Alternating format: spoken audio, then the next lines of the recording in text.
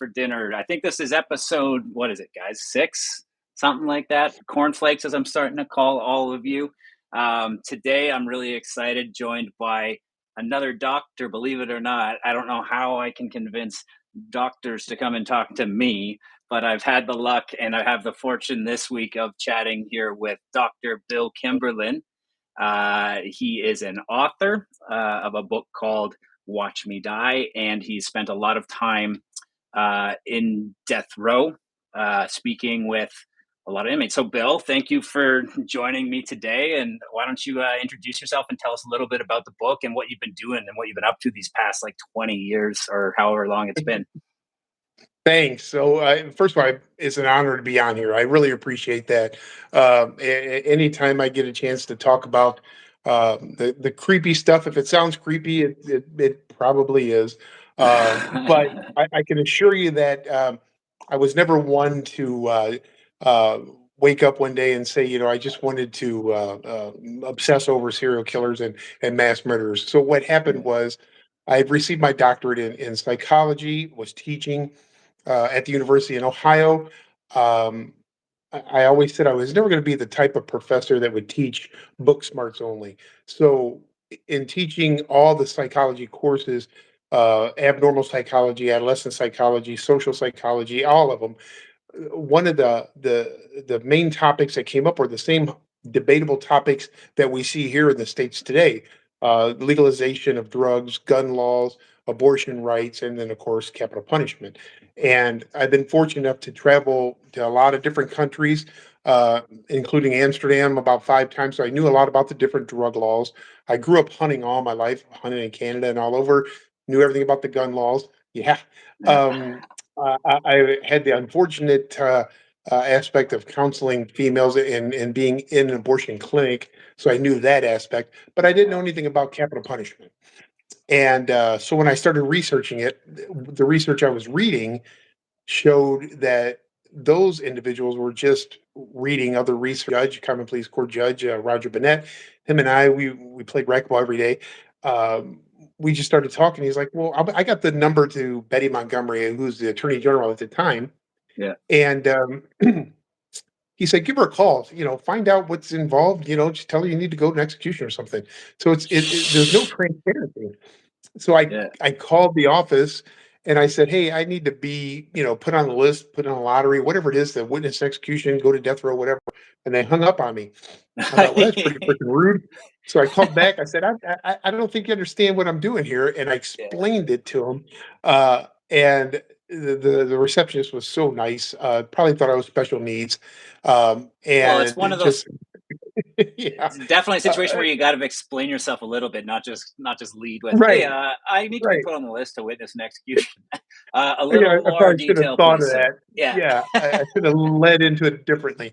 So she Yeah. said, "Listen, there's the Ohio Revised Code that states who can witness executions, who cannot, who can go to death row, and everything like that. That Ohio Revised Code, I'm going to send you that. And since nobody has ever really asked this question to us before, I'm going to send you a list of everybody that's scheduled to die in Ohio in the next 2 years. If you can find loopholes, have at it." She Oh, sent me wow. the stuff. I found loopholes. I went to death row at the time. It was leaving Lucasville, going to Mansfield, Ohio. I went to Mansi. I was only going to go once or twice just to see what death row is like. So when I taught my courses, lecture wise, I can say that I was there firsthand. Uh, Met a few of the guys down there. One of them was getting ready to be executed pretty soon, and he's like, "Hey, you want to watch me die?" And I'm like, "Sure." And hence the title of the book, Watch Me Die. Then the second edition, Watch Me Die, the last words from death row. So I literally followed him all the way through.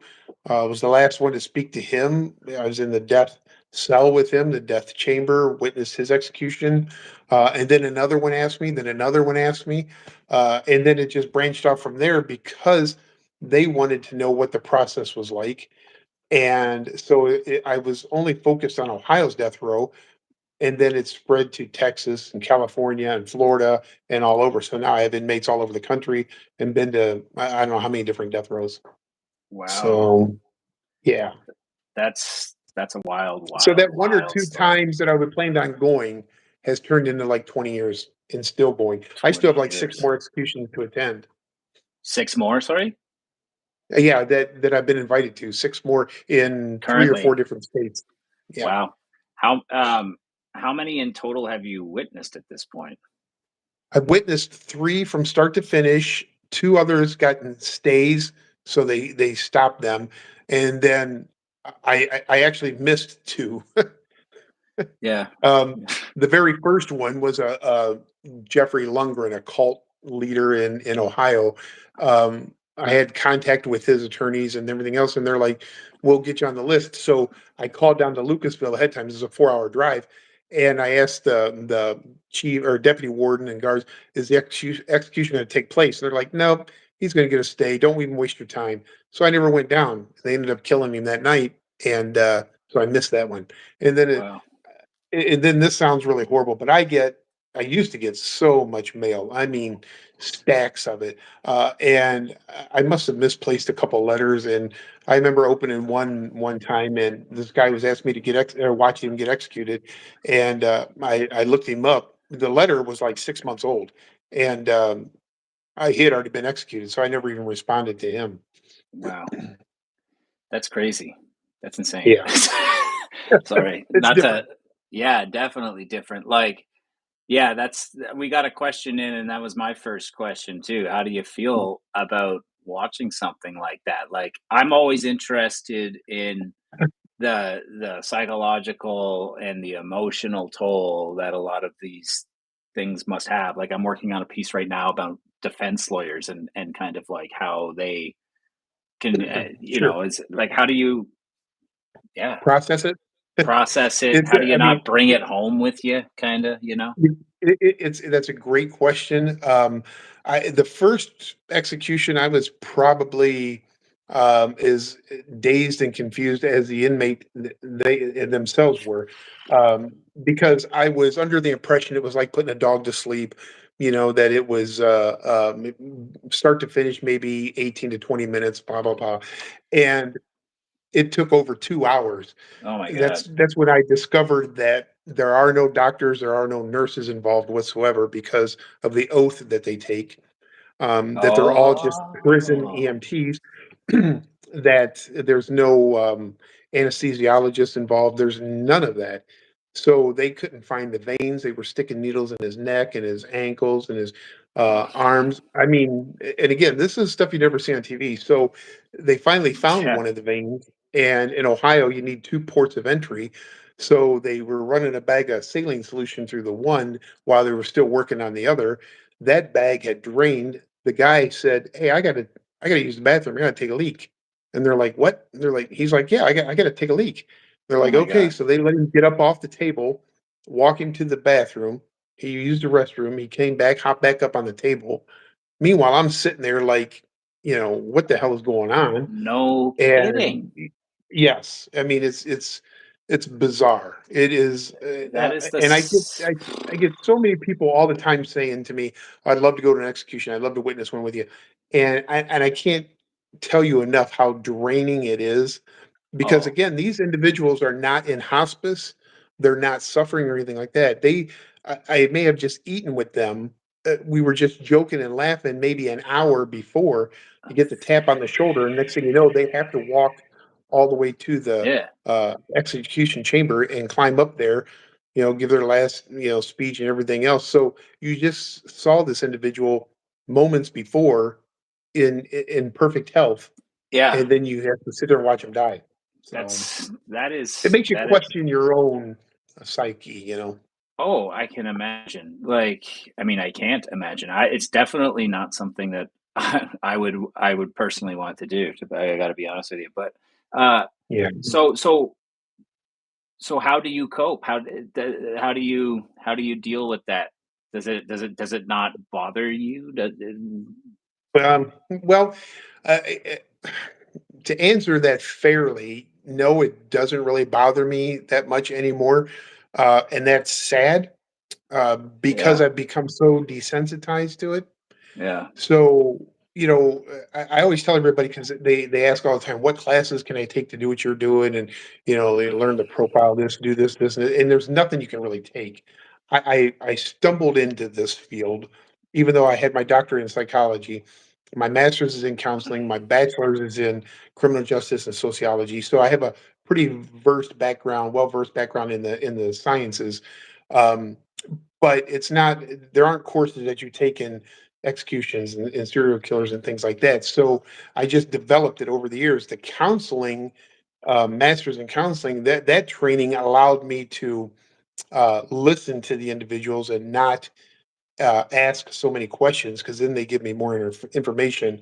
The psychology degree in my doctorate, that allowed me to learn how to never exhibit emotions while you are dealing with these individuals. Because when I see them, even for years and years and years now, I eat with them. There's no handcuffs, there's no shackles.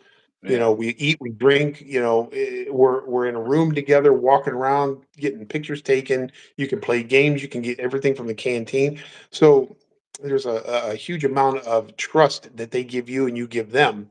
So I've gotten so desensitized over the years that it's I feel bad because I can't have that Yeah. emotion or empathy anymore. Well, I mean, you get desensitized to just about anything if you do it enough, right? I mean, that's Yeah, common. No, but yeah, I can't imagine like going back to this story of this first one that you were at, and then taking couple of hours and taking this time to like poke him in the neck and try to find these different spots. Can you? I just can't imagine like the what's going on in it, that guy's head, like that amount of like yeah. prolonged kind of like literally You pretty know, much torture. it, it, Like it honestly. was the perfect inmate for that to happen to, and I say that because he wanted to die. He was only on death row for about 5 or 6 years. And he killed a guy in prison to get the death penalty, kind of like suicide by state. Um, so he was really, really, he had a lot of psychopathy, Yeah. sociopathy. He was a dangerous individual, and he knew that, and he knew he couldn't live on the outside, but he didn't want to live on the inside. So he was good Resigned. with the guards and everybody like that the entire time. So Wow. Wow. It's yeah, wild.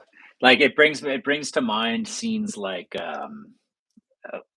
when you say about like almost like it's not botched, but damn near it reminds me of Green yeah, Mile when they have the struggle in the Green Mile and yes, the guy doesn't wet the sponge for Delacroix right, or whatever his name is and he starts on yeah, fire and all and that it's messed up stuff. So all of them that I've witnessed to date have been lethal injections, although different Right. drug cocktails. But I do have one electrocution that I've been asked to attend here Oh in the wow. state of Florida when it's scheduled. I can't believe there's still like I can't believe the electric chair is still around. I mean, Yeah, I'm Canadian, as you know, so we don't even have it. What's your right. thoughts? What's your personal, if I can ask, what like I mean, you're attending these things, so are you someone who's for the death penalty in that case? So I try to remain completely neutral, Neutral. um, simply because uh, yeah, I know the question was on there how I felt about the death penalty, so I'm Yeah, just going to say sure. it. I No, think yeah. the system is broken beyond repair. It doesn't work. It doesn't deter any crimes. Yeah. If your ultimate goal is to keep people safe and secure by locking these individuals up, you can do that in our prison system and never let them out, and you have satisfied the goals. The problem is in our country is a lot of people will attest to, especially now with the administration that's in office now. They have politicized it so much. So the ones that make the ultimate decision on seeking the death penalty is the county prosecutor. Okay. So if it's a state, unless it's a federal, the prosecutor always gets to make that determination, not the judges or anyone else. So if they've committed that offense that qualifies and constitutes a capital punishment, meaning a death penalty case, they will ride that because a lot of times they want that conviction under their belt, even though those prosecutors have never been to death row, never witnessed execution themselves, and they sell these bill of goods to the family members like this person will rot in a cell 23 hours a day, pump sunlight in until he gets executed, and they buy this from the prosecutors. But the reality is they're out of their cells more often than not. They have everything that they want. I mean, that's the reason why I have the largest collection of death row art, because they send it all to me. They can Yeah. have click lists. They call me every single day. They email me every single day. They write me out every single day. They have access to everything, and the general Ugh. public does not know that. So when you see it on Yep. TV, like on the specials where they're talking to somebody on death row, they're behind glass on a phone, or they're shackled and everything else. It is nothing like that ever, ever, Yeah. ever. So when I go to Florida's death row, I might be in with 25 different death row inmates at one time. So that might be like Wade Wilson sitting over there, and any of the other ones that you may have heard of, Glenn Rogers or whatever, all in the same room. We're all walking around, we're all talking, we're all getting frozen pizza and ice cream and everything else at the canteen, and you're Yeah. spending hours and hours there. But as soon as the Wow. TV cameras come in, they shackle them up, put them behind glass, and make it appear that they're Isn't that they're something? always safe and secure. Folks, if you're just joining right now, I'm talking this week with Dr. Bill Kimberlin. He is been interviewing and in and out of, not himself personally on death row, but in and out of death row, interviewing, talking with. He's an author of a book called Watch Me Die. He's witnessed multiple executions over the past 20 years or so. So continuing on, yeah, I had a conversation with another woman on here a few weeks back, and she was saying you wouldn't believe the stuff they do on death row. She was in and out of San Quentin a lot, Yeah, and I have a lot of them on San Quentin. Yeah. she talked about like some of them have cell phones even in there, or they're all.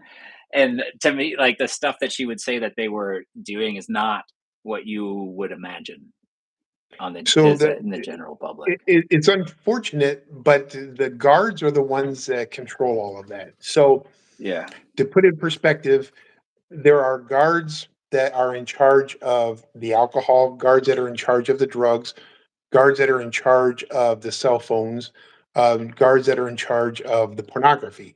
So it's their side hustle that they do, Mm, and that's you know they want to govern a population and keep them happy and make money at the same time. yeah.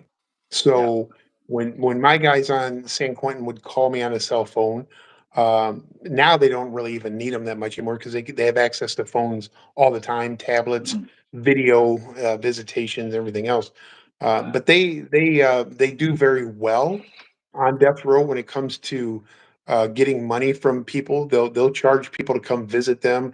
They'll charge people to get their artwork, and they'll strike up deals with dealers out there that when you see the artwork that's for sale out there, a lot of it may a cut goes to that person, that person, that person. So I'm very So, fortunate that I don't buy anything. They just send it to me. but Um, if you're on death I row, Yes. if you're on death row, what is the point of what does money do for you? So, like, if I'm going to sell my art to somebody, what can I then turn around and do with that money? Like, as far as I know, you buy stuff with cigarettes in jail, but like that's Yeah. probably all we would So get too, right? so when you hear people talk about like the ramen noodles and things like that, that's all just a myth. On death row, they have TVs in their cells. They have tablets. They can order different tennis shoes, different clothes. They have click lists. So, like down here in Florida, we have what's called Publix and Winn-Dixie. In Ohio is Kroger's, Myers. So I'm not sure what they have up in your area, but whatever is in those stores, minus the alcohol and everything, of course, they can order or have people order for them. So like 4 times a year, so they can get all the Hostess cupcakes, Twinkies. They could get the ready to ready to eat meals. Seafood, everything else that you heat up, burger, anything and everything that you can think of, they can order on until top of the art RF supplies and all that. Yeah. until So RFK has his way and bans Twinkies across the. right, right. But yeah, But yeah, they that's have wild. they use their money uh, because they will gamble as well. football season, things like that.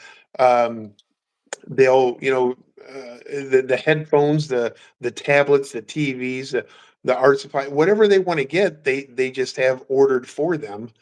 And yeah, so Wild. they my guys got, COVID checks and everything, a Yeah. couple $1,000. Everybody on death row got that. Well, Um, it's that whole thing too, like making sure that like it's the whole weirdness of like we have to make sure that you're also healthy enough to be executed, right? Which they're is gonna Most what a states will do anything and strange comment. everything. Yes, they will go to extremes to keep you alive in order to kill you. And that includes your medical care. That includes, once they set that execution date, they have they'll put you on a suicide watch, everything. They're not going to allow anything to happen to you until They get they sanction that murder. That's Yeah. crazy. We had a question a little while back. I want to make sure that we're paying some attention to the Sure, sure. questions. Um, James Herbert asked, "Would you have said that the first execution you witnessed took a toll on you for a while, or did you bounce back pretty quick?" No, that one took a toll on me. So luckily, from at the time, it was a 4-hour drive from my house to Lucasville to the death house and death chamber. Because while you have different death rows in states, possibly there's only one death house. So they moved Ohio's death row. It's been moved like 5 times, but they always have the death house in Lucasville. So I never spoke to media. I would never grant an interview afterwards. I got to the prison like 5 in the morning. I'd sit with the defense attorneys in the briefing room the entire time, but I never spoke to them. I was under the impression, like you'd see on TV, that they're filing last minute appeals and running around and everything else, but they're not. They're sitting there talking about, what they had for dinner the night before, where they stay, when their next execution. It's bizarre. Yeah, So that caught me off guard. yeah. You The really got this botched part idea. of it. Yeah, Yeah, you really got because I this watched. idea from the movies, right? Like, you got a phone. Yes, There's a red phone on the wall, and the guy's yes. standing by it, Now, waiting for the call from the right. governor, and blah blah blah. Now, I will It's a say that there is a phone on the wall for that okay. reason. Yeah. Um, so the execution, the death chamber is very sterile. So they have the bed there. They have a clock on the wall to mark the time of death and the start of it. There is a phone on the wall as well. Glass right in front of you. There's 3 seats, small seats, 3 seats, a partition, 3 more seats. Um, so there's 3 from the defendant's side, 3 from the state side. And then the reporters that are permitted to come in will stand against the wall behind you, and they're writing down everything that, emotion wise, that the witnesses are doing and everything else. Um, but it's like so quiet you could hear a pin drop the entire time. So then Mm. you're witnessing them put the IVs in, strapping them down. Every single thing, but the only thing you never get to see is the physician that is on staff there at the time, because that doctor needs to be there to pronounce the body dead after the execution, and or if that phone rings and it's already started, to intervene with the crash cart and everything else. So you never see the executioner and you never see the physician. The curtains will close when he comes out to pronounce him dead. Then he'll go back behind the wall, and then the curtains open back up. The Wow. executioner is you never see. So Like I heard, like they used to do like with firing squad, which apparently has come back in a couple of states recently as well. yes, They yes, would give one of the guys would have a blank correct. So so the that you would firing never know squad that is you were the one. correct. It's same Yeah. with the lethal injection. There's switches back there, and there's more than one person flipping those switches. They just don't know which one is delivering the drug cocktail. Oh my God, isn't that Execution crazy? wise, Yeah. with the firing squad, which Ohio is looking to bring back as well. Um, A they have firing 5 squad. marksmen with 30-30 bullets, 30-30 caliber rifles, which is a high powered rifle. You're about 20 yards away. You're seated, you're strapped in, you have a target over the heart.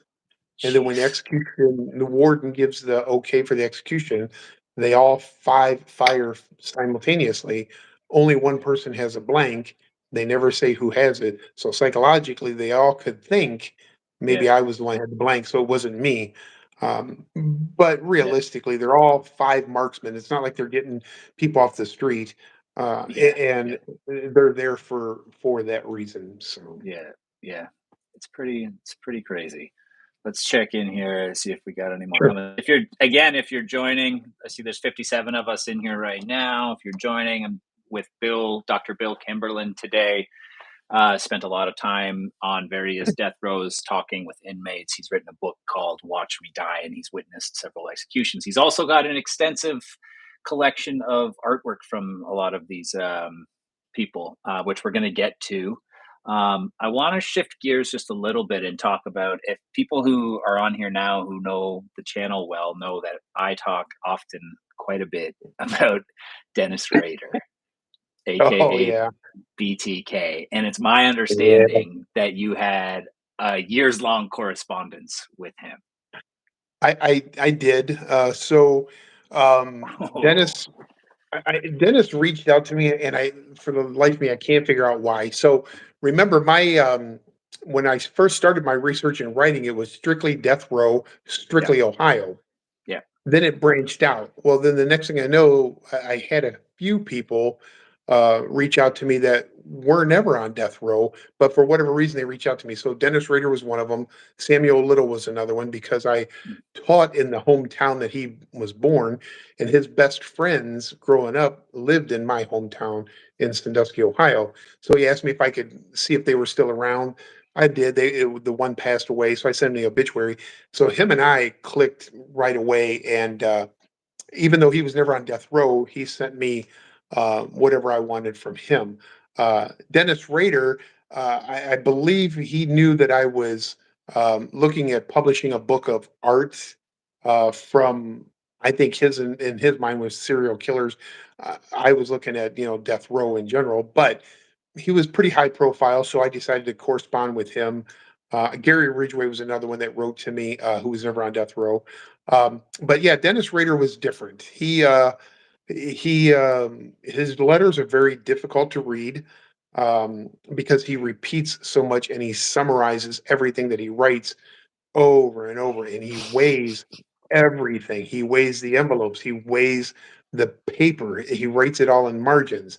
Um, he sent me artwork after artwork, and he wrote me a statement granting me permission to always be able to publish all of his artwork, blah blah blah, everything like that. And we were doing well um, to a point. Now, Dennis also had this belief that we had to speak in code words, so he called me Dr. Will for whatever reason, and him. I was supposed to refer to him to, I believe, as Cancer Pisces or something bizarre like that. okay. I agreed to that. Uh, at some point, I must have published some of his artwork on one of the social medias, and I try almost never to uh, put the name of the artist on my post because I don't like to glorify them. I don't Yeah. like to bring them undue attention at all. So I'll take a couple pictures, I'll post them on my Instagram, Facebook, or whatever, and then I throw them over to the side. My poor wife is the one that has had to catalog and look. When I told her the other day, just actually today, listen, I need to get some stuff out from Raider and Little and Sowell and Ing and people like that. She's like, fine, whatever. So she had to go in there and dig through because I had no idea where the stuff's at because it's Ah, everywhere, yeah, everywhere. poor wife. But yeah, so Dennis was talking to me for quite some time. But then when I posted something and referred to him on social media as BTK, he got upset because again, what people don't understand is they have access to a lot of different things. One of those sometimes being social media. If Yeah, they don't have access to it themselves, they have people on the outside that do for them. yeah. You know And what? Yeah. he got upset with me that I had listed something as BTK, and he was a big Star Wars fan, loved Batman and all that, and he put me in carbon freeze, Yeah. and I wasn't allowed to talk to him anymore until he said so. Yes, Yeah. that. Yeah. You know So what? I You was know what? that was You know that. what? You know what I would have said to him in that case? I would have been like, if you didn't want to be called BTK, you shouldn't have given yourself the fucking nickname, Yeah, dude. Because right. He nobody did else called coined you his that. You made it up, right. He along coined with his its own name. along with his little cool logo, right? Like he's the one who Yeah. came up with. You can't give yourself your own nickname. I talked about No. that in one of my episodes. Like Yeah. you can't, if you try to do that in high school, people will tear the piss out of you, and like you'd end up with like a Absolutely. Yeah. terrible nickname, right? So Absolutely. Yeah. yeah, So yeah, Dennis was so I have and I never reached back out to him after that. I'm like, um, you're a D yeah, bag anyways. I never really liked you. yeah, But it is what it yeah, is. yeah. So Wow. So let's just check in here. yeah. And you can let everybody know. I'll answer whatever questions they have. So Yeah. So yeah, you can let them know too. You got? Can you see the chat right now? Can you see the stuff yeah, I can see like coming one or below two a at a little bit? time. Okay. Yeah. I can see I it, also yeah. have it up. I also have it up big above me too, so I can keep an eye on it. But yeah,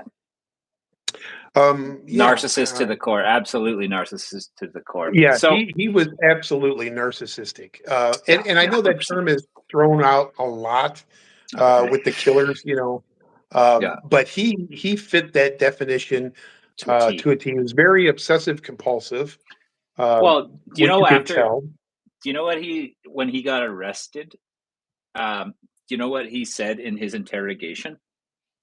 In Mm-mm. his own interrogation, he like stops the police detective who's interrogating him and says, "Listen, I got to ask you something.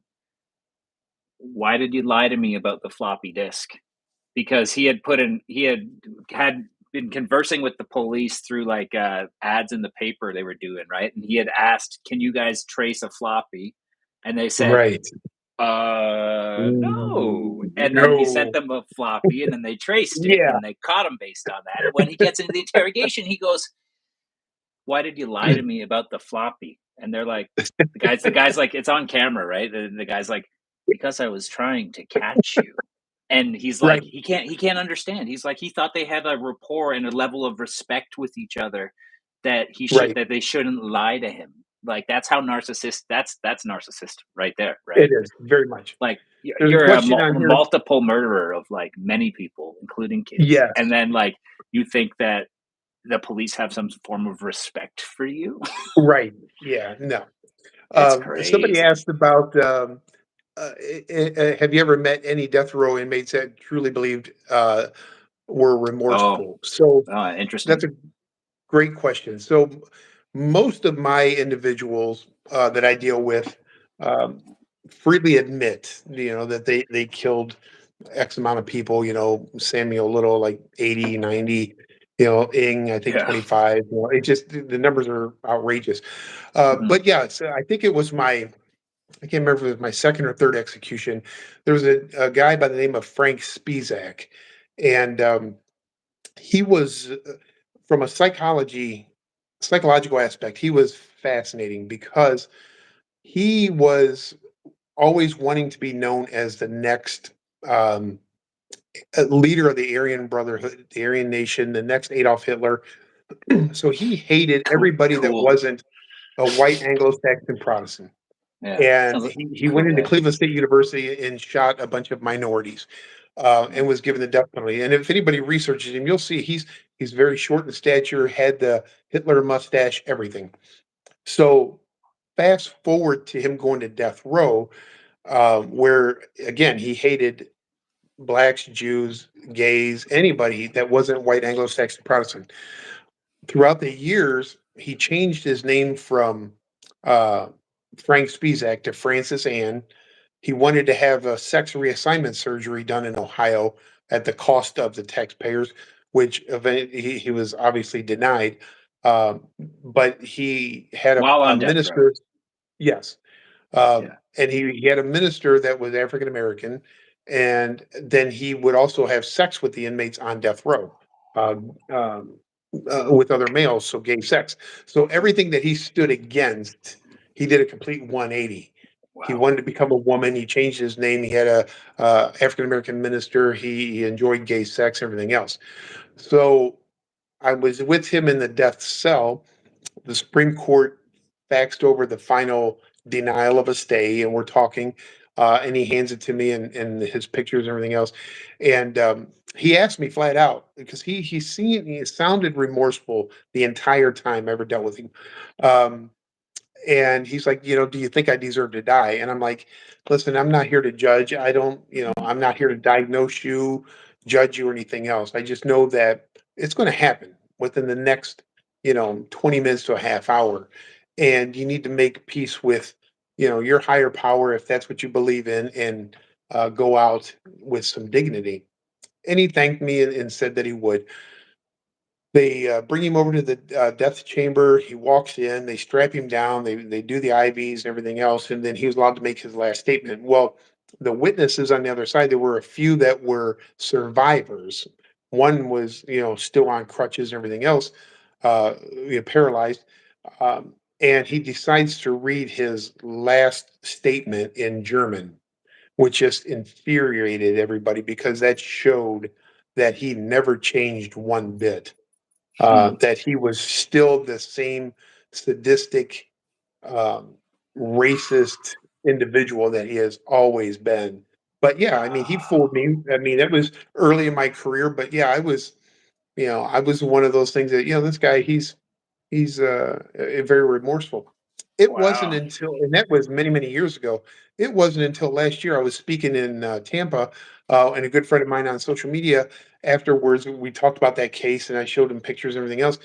And he came up to me. And he's like, "Hey, did it ever occur to you that he changed his name from Frank Spizek to Francis Ann because of Anne Frank, who was Jewish Yeah. and put in the Holocaust, that he really didn't like them from day one, and he just fooled everybody." And I'm like, and again, I never thought that because I look at everything so clinically, Yeah. and that's why I really appreciate so many people on the outside that are, the sleuths in all of this, because again, with educational academic backgrounds that you have, you become tunnel vision sometimes, and you need Yeah. those other perspectives. That's why I wish law enforcement would utilize other people to solve a lot of the cases that are out there. But there's too many egos involved. So Wow. What a story. Yeah. Wednesday Monroe says, what a story. And that is a story. We had a couple other ones come through. yeah, so I see Uh, one that says live creepy. I thought the same thing about Anne Frank when I heard yeah. his name. Crazy. She thought of that within minutes. I go 15, 20 years. I never freaking think of that. Yeah. So Yeah. just because I have all those letters behind my name doesn't mean we know everything at all. Yeah. And that's why I always welcome people on social media. So like when I post artwork up there, even though I don't put the name, I always tell people if they follow me on Instagram or whatever, just send me a DM. Ask me, say, "Hey, that's a cool looking piece. Who did that one?" And I'll send you a name of the artist right back. If Ing did this one or Scott Peterson did this one or whatever else. So yeah. Yeah. I can't recall actually how we got connected on social in the first place. I think it had to I do don't with know. one of these. I think it had to do with one of these lives, maybe. I think it might have had to do with the Siren of San Quentin. It, Uh, it could have. Oh yeah, Laura. Laura, Yes. yeah, maybe. I think it Yeah. was through that somehow. Like you were a follower, and then yeah, maybe that's Yeah, how I we think you got may there. have But reached out or something like that because yeah, yeah, and again, no offense to her or some of the people that do what they do. It's just a lot of people do it for the wrong reason. hmm, And I've been enmeshed in this subculture for many, many, many years, and I feel like I have a lot of educational background in it. But there's not a time I walk on death row that I feel like I got this, or just because they like me, because they do like me on death row. It may not look good on a resume, but they give me a lot of respect. I give them a lot of respect. But they've sat me down and told me flat out, the guards will let anybody in here. We get to decide if you leave or not. It's our house, our rules. And I agree with them. So yeah, when I deal with those inmates where somebody like say her or whatever, they're going after a certain, tell me this, tell me that. I'll spend days, weeks, months, a year, and never ask them about their case. The least amount of questions I ask them, the more they'll tell me. And I'm yeah, talking to them just like I'm talking to you. I have, like Anthony Solwell, who's the Cleveland Strangler, killed 11 Strangler, yeah, people. yep, yep. Yeah, I was the first one to ever interview him on Death Row, Oh, and really? he was very controlling as well.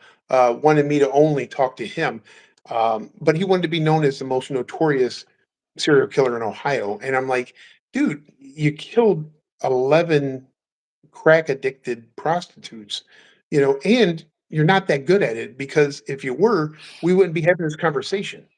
Yeah, So that's the kind of humor I have. And then they yeah, bust out laughing because they're always trying you. They're yeah, always in control, they think. And you have to let them be in control for a while they're yeah. manipulating me, I'm manipulating them. You're It is a huge manipulating them game. right back. Yeah. It's Hey, a there you go. it's a It's a it's a game of chess. And yeah, sometimes you got to know when to just say, okay, that's a checkmate. There's yeah, nothing that this inmate can tell me anymore. yeah. I'll let him go to somebody else. So, See you later, Dennis. Yeah. Um, yes. the Anthony Sowell was I talked about him in my video called "Where Did All the Serial Killers Go," which was one of my bigger videos that came out like a month ago. Okay. As an interesting example of like how come back in like the 70s, they called it the golden or silver age of serial killing with your The Ted Bundy's, the BTKs, the yeah, who else? Like, Ridgeway. Dahmer, Yeah. Ridgway, Ramirez, all Mhm. those guys. And all these, like, if you will, household names, right? And then we hit the 90s, mid 90s and whatnot, and it really dropped off. And you had guys like, if you look at the list of like the notorious serial killers of the 90s onwards, guys like Anthony Sowell are on there, but like he's definitely not this household name. You know what I mean? No. Like you said, like nobody, yeah, for sure. And it's a kind of an interesting. That's what that video explored, and he was one of the main ones I used as an example of somebody that we've just never heard of, or a lot. If you Yeah, live in Cleveland or in Ohio, yeah, you've probably heard of him. absolutely. Ohio was, well, listen, we were known for our serial killers. We had Solwell, we had Dahmer. Samuel Dahmer's from Little, there. Dahmer. I have his Yeah. stuff. Wait. Charles You have Manson what? was in his. I have all of his psychological reports from Cyril Wecht. I have all of his Oh, handwriting samples. I have some of the original police investigation with pictures net from Wisconsin. Um, and yes, I mean, it just stuff that I've been able to. People have sent me over the years, or I've come in contact with, and they're like, "Here, take this." yeah. Just like I have the only death row protocol. It's not even allowed to be published, and it's probably 500 pages thick. But another judge friend of mine in a different county in Ohio was totally against the death penalty, and but unfortunately, a common police court judge can't really have much say in the death penalty. So he wanted to see what the death penalty protocol was, and the DRC, Department of Rehabilitation and Corrections, said no, it's not available to the public. So the judge, being an elected official, subpoenaed it, and this Ohio State Supreme Court said he was allowed to have it as long as he didn't publish it, because he subpoenaed it. And Hmm. when I came into his chambers, we were talking about a client of his that I was with when he got executed. Um, he said, "Here, I want you to have this." And it says right on it, confidential and everything else. And I said, "Yeah, I don't want to get in trouble with having this." He's like, "You can't, because I'm a public official. I subpoenaed this. Being a public Hmm. official, whatever I have becomes public record. And I'm giving this to you." So I still have it to this Right. day that Wow. nobody's ever seen. So Wow. yeah, you just never know what you're going to come across. And Solwell was very controlling, narcissistic. Wanted me to write a book only about him. Didn't want me to talk to any other inmates on death row in Ohio. He was like a seventh grade. Yeah, Yeah. I Yeah. Yeah. refer to Yeah. him as like a little bitch. So, Yeah. but Yeah. I mean, Yeah. I sat with him, for hours and hours. We ate, we drank, and I listened to him cry over his mother and everything else. And you know, I have Wow. his I have his bloody handprints. I'll get some of the artwork real quick. Yeah, go grab Um, some of the stuff that you've got because I think people are going to want to take a look at some of this for sure. I yeah, did have this idea for a while where I wanted to. for one of my pieces of content, I was gonna get. I wanted to find like a hoity-toity. Okay, I'll come back to it. Let's see. What's this? This is Anthony Sobel's bloody handprints. That's like when you're in So kindergarten. Speaking of yeah, like, because he sucked at art. it's like Then he, special me some, day. yeah. Now he did That have is his own. crazy. He had his own stationery in on death row. So Like his own he felt letterhead. that. Oh yeah, yeah. Signed off like the Strangler. Like, oh, cool. Oh, it's crazy. I think I got some of this stuff down here. If I can just find He a has his own even. letterhead. That is hilarious. I mean, And when and I say I have bizarre. stuff, when I say I have stuff everywhere, I do. So like this here was hand knitted, or I don't even know what you call it. Um, Like crochet, maybe? yeah, Oh, embroidered. So embroidered, yeah. she was the only female federal death row inmate. I was supposed to be at her execution, and COVID wouldn't they wouldn't let me in. So that was Lisa Montgomery. She killed a lady and cut the baby out and kept the baby and kidnapped it. So I know that one, yeah. yeah, so I was supposed to That be at her execution as well. Um, and then this is a victim of Samuel Little's that hasn't been found yet. I'm working on that eventually. and Um, that's his artwork. yes, yep. And So he sends this to you, or he gives it to you in person when you're there oh, with him, or they like what? just give it. Everything is given to me. So like Raiders stuff, like everything Let's see the that he would Raider send stuff. me. I Well, mean, can you? it's just That's a if as long as it's not like too like explicit. Like, can you put it up closer? Because I don't want to get any. oh Oh yeah, yeah, I've seen those types of things from him before. Can you hold that up a little yeah, higher? I want to yeah, see that and little then it's chart on that one. Yeah, yeah. yeah. Then he had his own little do's and don'ts. But he would have his own little you know uh, cards and Yeah. it's just bizarre stuff. What's that? Oh, okay. Yeah. Oh, I don't know. A tree. When I say I very rarely ever look at any of this stuff, I mean it. Yeah. Yeah. I Because mean, what are you I'm not. gonna do? Yeah, this is his Catwoman. That's from Dennis. Oh yeah, and then his little thing on the back. Yeah, he's always doing those things. Hold that up a little higher because I couldn't see that. Yeah, his. What are those things? They're Um, like Venn diagrams. They look like kind of. yeah, and he would always put on here Cancer Pisces, because that was his nickname until whenever. He's got a But lot of really, time this to stuff, kill. yeah, I mean, most of the stuff is like childish, Yeah, coloring. I've seen a decent amount of his artwork. Usually it's pretty graphic, but then there's other stuff that he'll draw like on the cards for his Yeah, daughter that he I sends mean, for her birthday and letters and stuff like that. He draws like a little yeah, bird or it's just something. bizarre. This is. Let me show you something else that it's kind of creepy. It's something that's kind of creepy. This has been very creepy. So I don't know if you can see these or not, but these are hands. Kind of creepy. This is kind of creepy.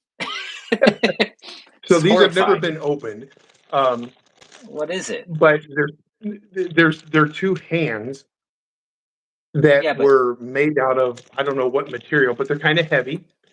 So yeah, the this is lady that made those for me is the only female Native American on death row. She's in Chowchilla, and she's probably one of is my meanest inmates. But she sends me all kinds of stuff as well.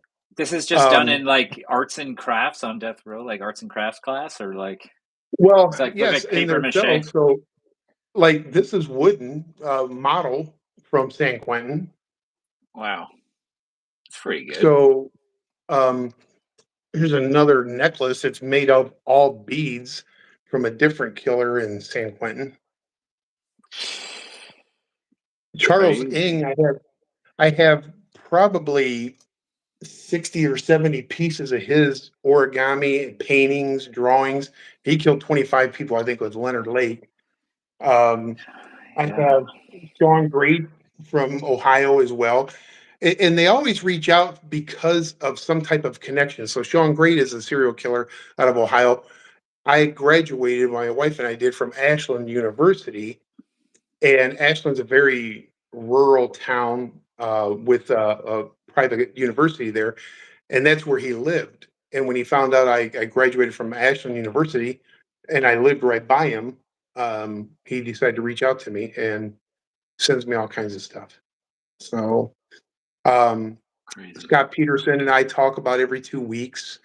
I have all of his artwork. I'm the only one that talks to him outside of his family. Um, yeah, I think I have well over 3,000 pieces of art and stuff from Death Wow. Row just How laying does around. so how does your let me ask you this, how does your family feel about this career So my path and kids, this? my son and daughter, we have a son, we have a daughter.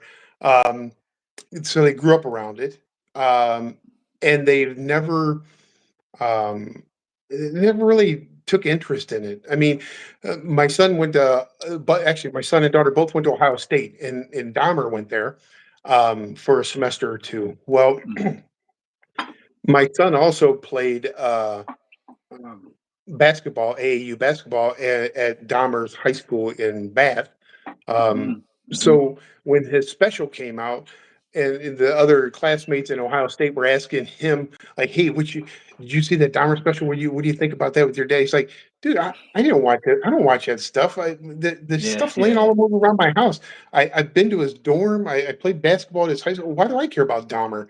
So my daughter's the same way. And now understand that these I have huge picture, like one's framed, I think, from Peterson. When my son scored over 1,000 points in basketball at his high school, painted the number of points he scored, the logo or the polar bear, which is the mascot and everything else. Horrible looking. It looks like it has Down syndrome, but it's still big. They always know everything about your family. So Yeah.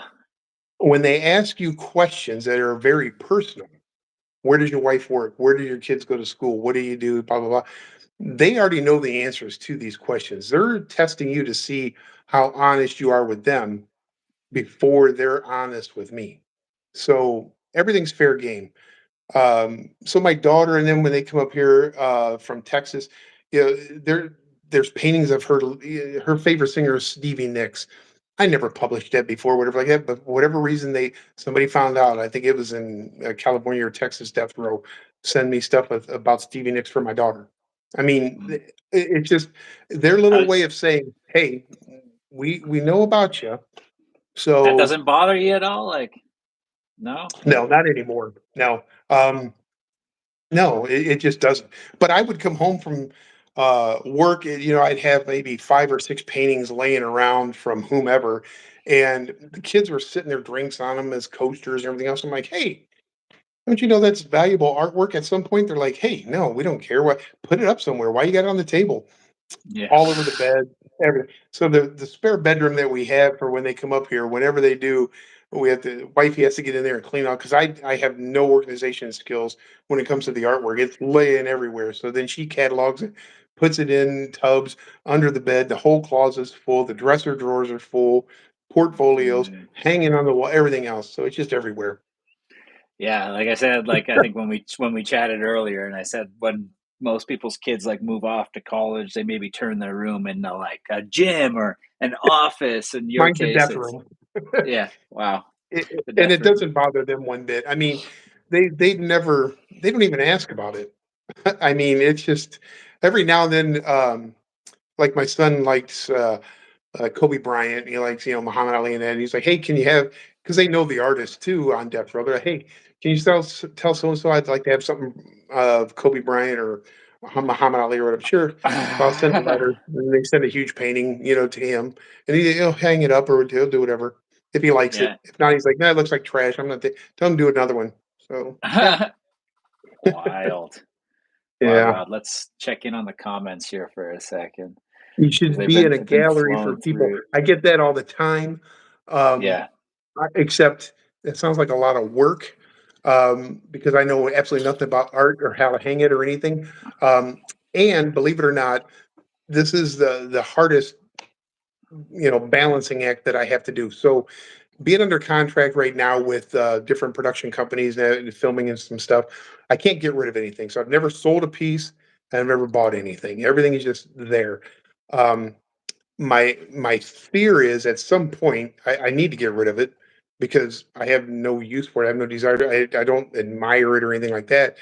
But that fine line of okay, for instance, I had a huge art oddity store and everything else offer me like 250 grand for everything, um, which sounds really good, but I still it's still being sent to me every day, and I have to figure out how I'm not profiting from all of those murders.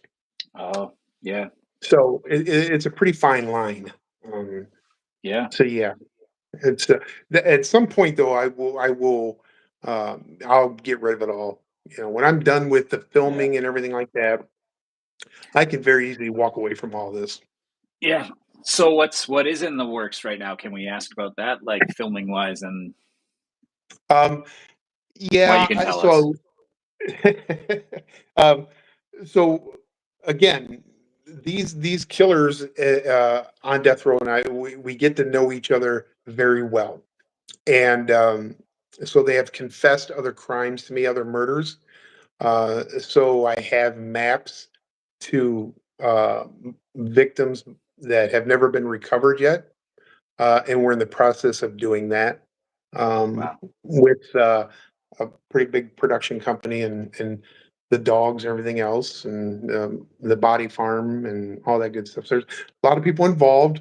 Um, I've had the maps vetted by agents, and they agree that they are legitimate maps.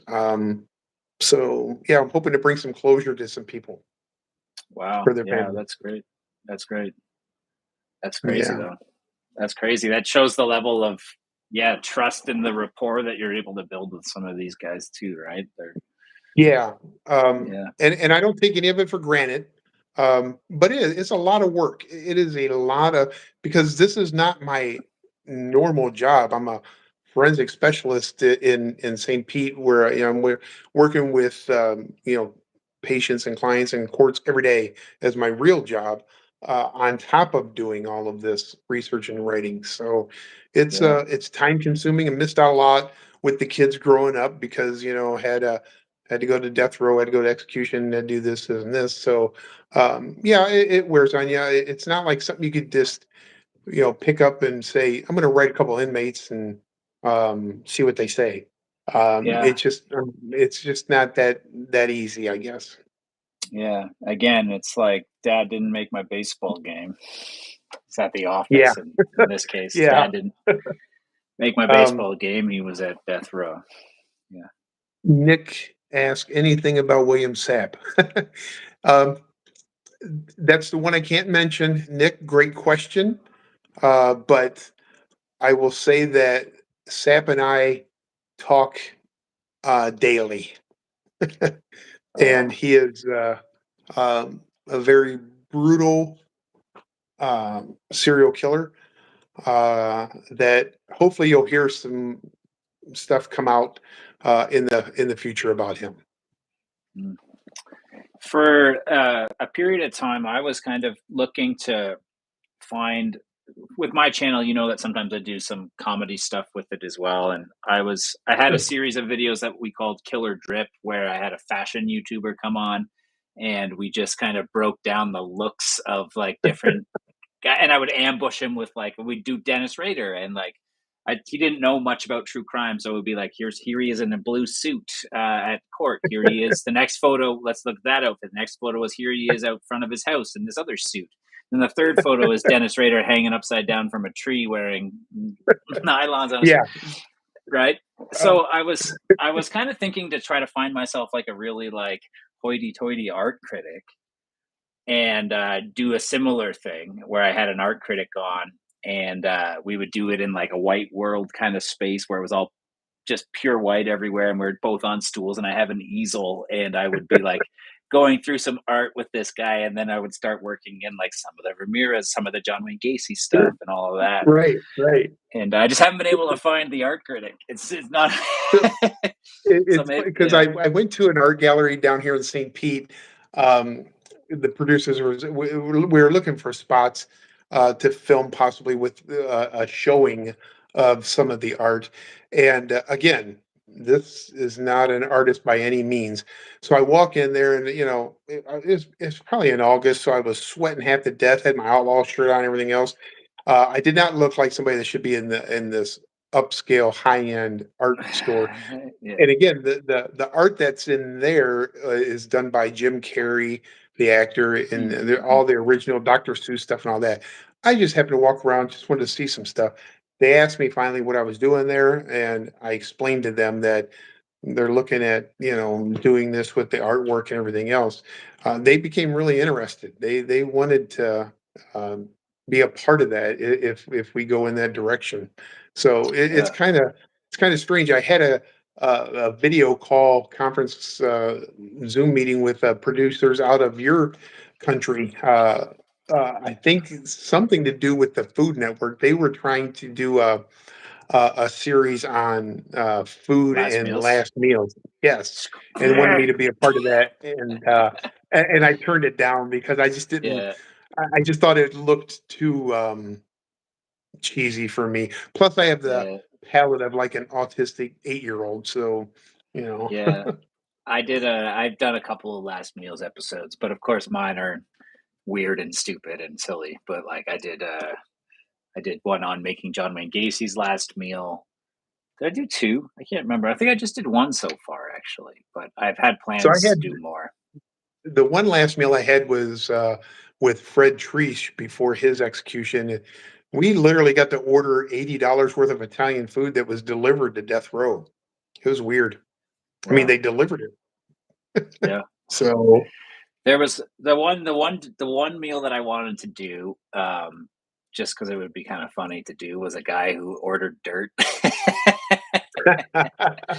So, I oh, found a restaurant in Toronto actually that actually cooks and uses dirt. So, Jesus.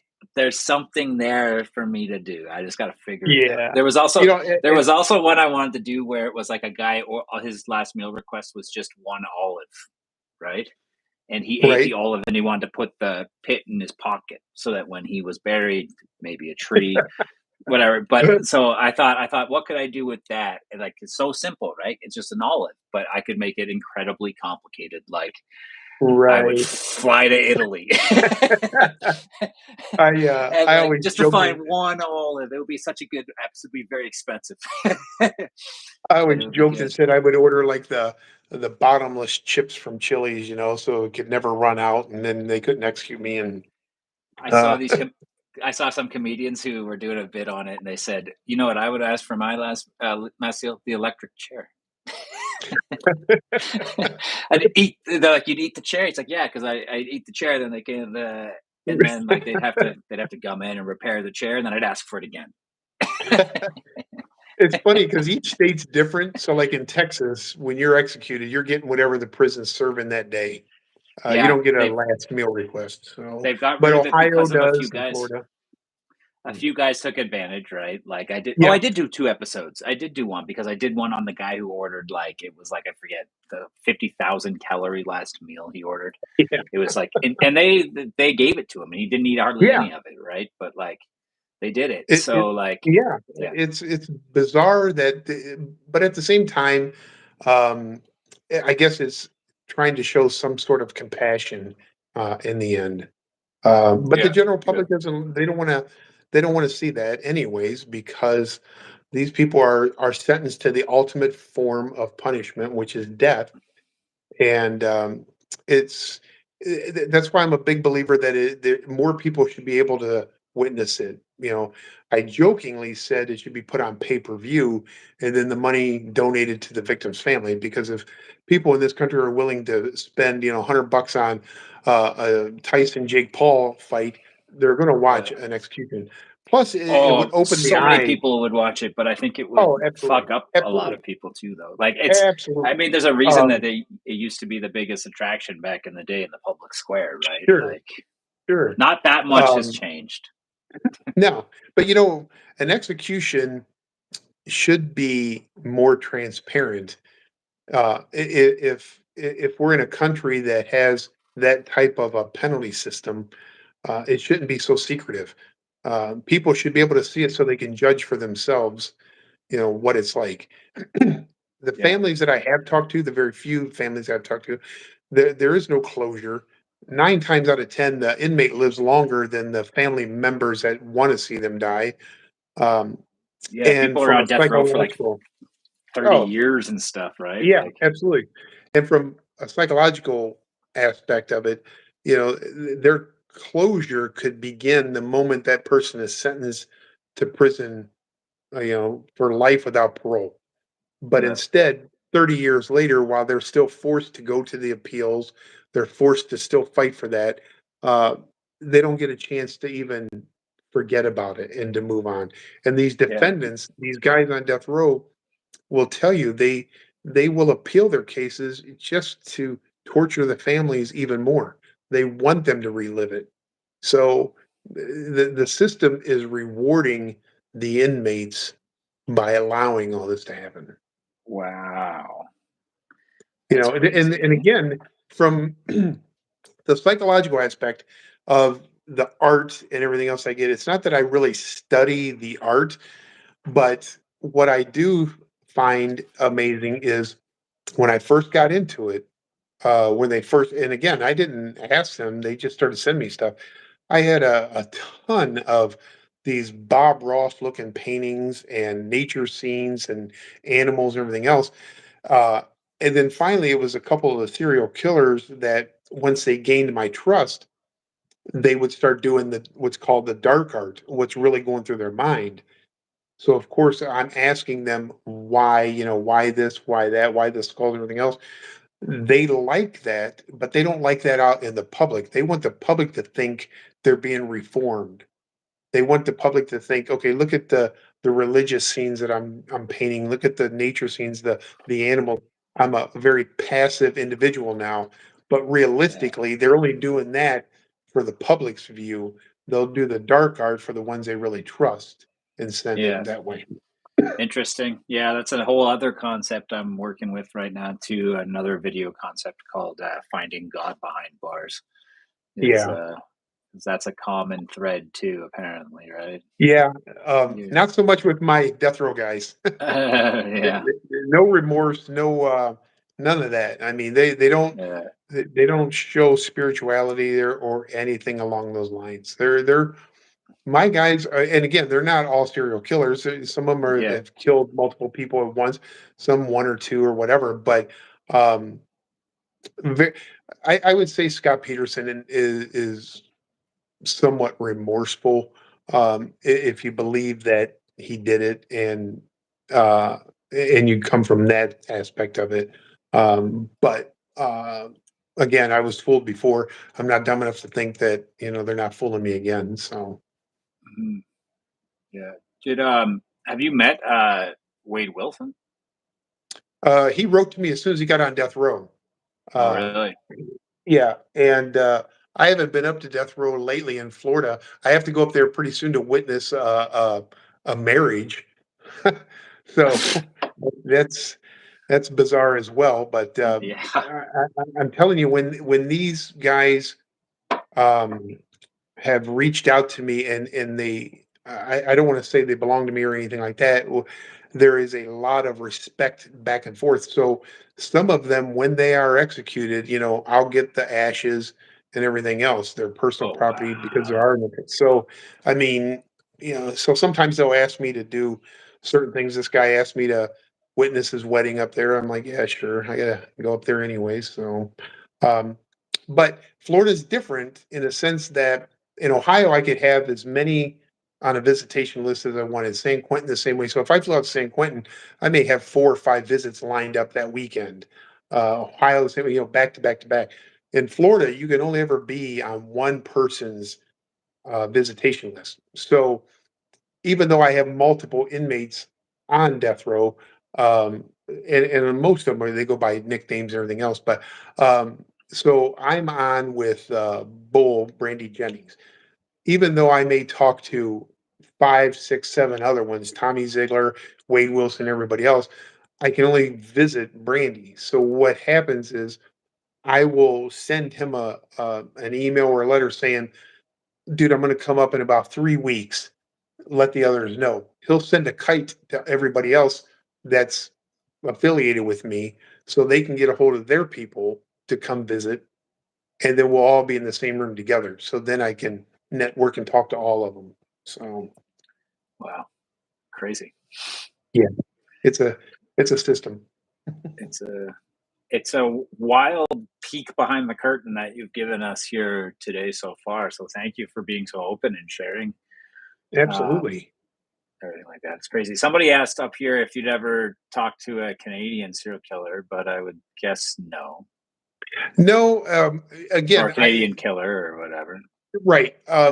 Because I don't like to go outside of the scope of what I consider I'm very good at. And what I'm Right. very good at is dealing with inmates on death row. Right. Totally different from general population and everything else. So Yeah. um, I study their criminal mind, figure out why they got to death row, what can I learn from them, and what can I teach others about them. So And yeah, what is uh, that end goal then? What is that end so goal of all of this meeting and all the research? Yeah, so the end goal has changed over time. The first Hmm. goal was to get to death row once or twice so I can lecture on it and say that I've seen it firsthand instead of just reading it out of a book. Then it got into other people wanting to talk to me. So then I'm like, okay, I'll go to different death rows so I can compare and contrast the different death rows. And then it went to the executions. Okay, fine. And nobody knows about executions. I'll be able to read, research, and write on that. Then came the artwork. So it has metastasized all the way through now to the point where I've gained the trust and respect from a couple or a few serial killers that they have given me locations to bodies of other victims. So the ultimate goal now again is changed to recovering those bodies, bringing closure to those families. And then I hope I can say, I'm done. Pack it all up, Okay. ship it out. I'm done with it and never look back. It's not Yeah. an obsession for me. It's not an addiction. It's not other ones out there. I would say that they are very obsessed with writing inmates and going to visit them and get their pictures taken with them just to make a name for themselves. I am so far removed from that. I may go a week or two and never answer a single email. Won't pick up the phone when they call. Won't return a letter. I have letters that never been opened yet. I just don't get that obsessed over it. Yeah. Well, I mean, it's probably a good thing. I think like getting too obsessed with that kind of thing can lead you down a dark path, I would assume. Yes, and I don't I like life too much, so I don't Yeah. take too many things for granted. I don't go on to death row being complacent. I'm never relaxed on death row. I may look it, act it, I should say, but my head's on a swivel. I OD on caffeine the whole time, so I'm making sure that I'm buzzed up and I'm looking around because with one guard and 25 inmates, all that have brutally murdered numerous people that have nothing left to lose Yeah. that are looking at a death date. Yeah, I don't need them to say, because I did have one guy just before his execution. Um, we're on death row all by ourselves, just the two of us walking on the pod because they separated him, the last few days. And he looks at me and he's like, "Damn it, Kimberlin, I can't believe I got to get executed in a few days." I'm like, "Yeah, it's sucks." Whatever I said to him. So we're walking back and forth. And he's like, "So I've been thinking about this for a while now." He's like, "If I kill just one more person, if I just kill somebody now, they can't put me to death in 3 days, right? Because they have to try me, they have to go through the whole process. And that's going to take years, right?" And I'm looking around. I'm like, "Jesus Christ, I'm the only dude Yeah. on here. There's not even a guard around. I'm the only one."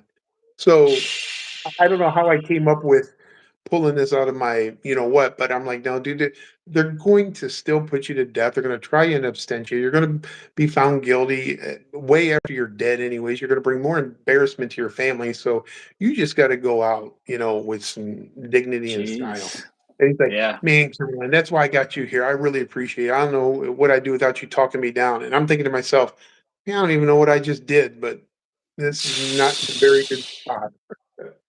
Yeah, So no, you could see the wheels kind of turning in his head there for a minute, yes, right? yes. Wow. Crazy, crazy, crazy. For anybody still joining now, chatting with Dr. Bill Kimberlin today, author of uh, Watch Me Die, right? Sorry, that Yeah. was the name of it, Watch right? Me Yeah. Die, Last Words from Death Row. And I Last saw words from. somebody on there mention the Mindhunter about Ed Kemper. That's Oh, a yeah. very, very good series. I'm very critical because Yeah. I don't like to watch a lot of documentaries or anything like that because I know a lot of them are embellished, they're fake, whatever else, because they Yeah. like the rating. The Mindhunter, the people that they got to play those killers and those FBI agents, is spot on. Those guys, they need to do more of that series. Oh, yeah. That's an ongoing discussion on this channel too. Everybody who's into this channel or into this area loves Mindhunter, David Fincher. It's the Well, best of the best, if and like if you ever talk to apparently it's anybody in the industry that I'm in, and they say, "Oh, the Mindhunter," they don't know what they're talking about. No, they did a phenomenal job on that. I mean, yeah. I was Yeah. amazed at that one. Okay, Wednesday's asked several times now. Bill, Okay, do you remember your first art piece that you got from a killer? She's asked, I think, 3 or 4 times. yes, I wish I knew where it was at. I'd have to dig it out. Yes, it was from Chris Newton, and it was the day of his execution, and he made me this little shrunken head.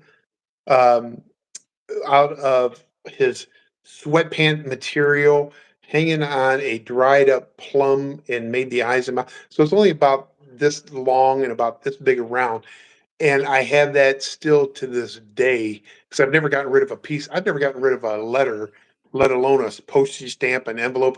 So I have every artwork, but that one there has always been my most fascinating and memorable piece because it was the very first one I got, and it was just so creepy looking.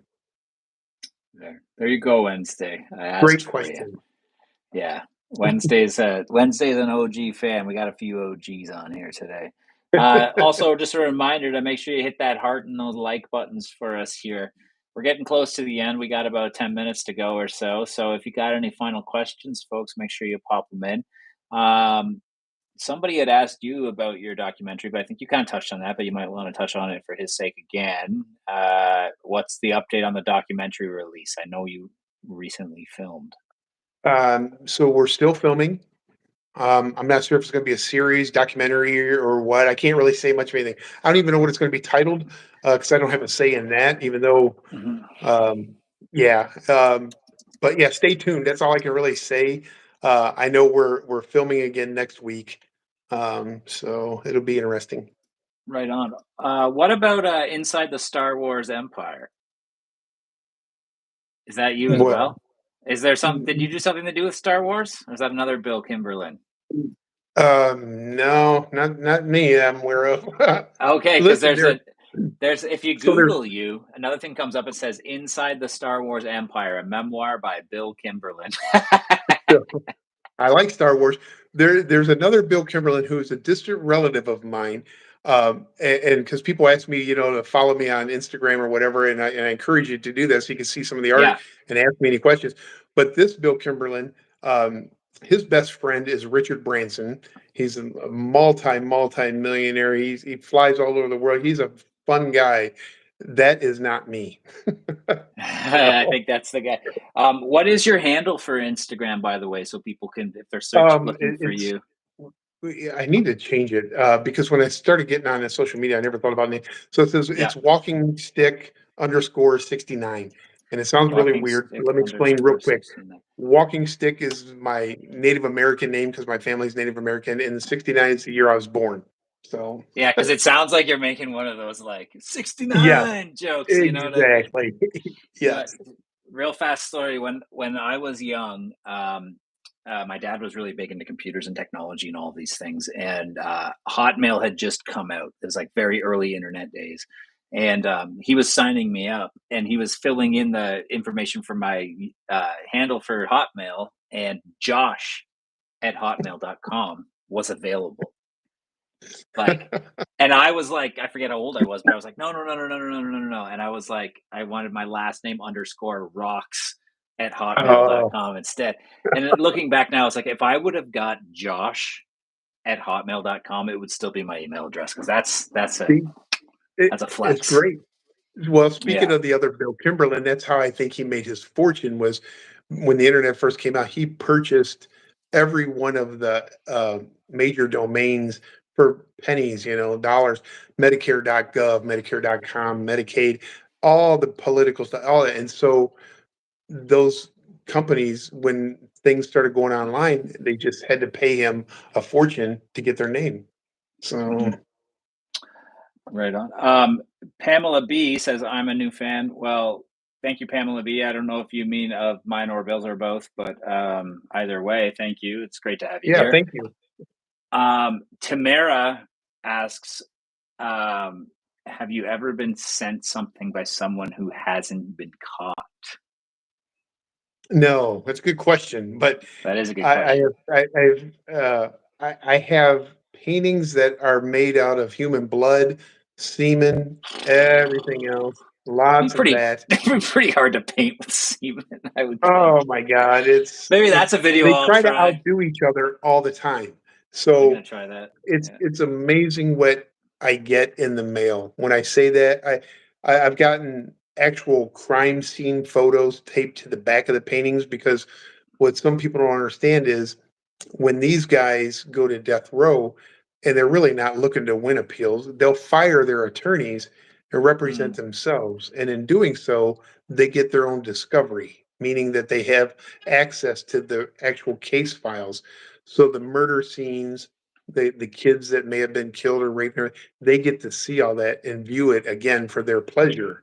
So yeah. they'll sneak it and mail that stuff to me instead of turning it back over when their appeals have exhausted.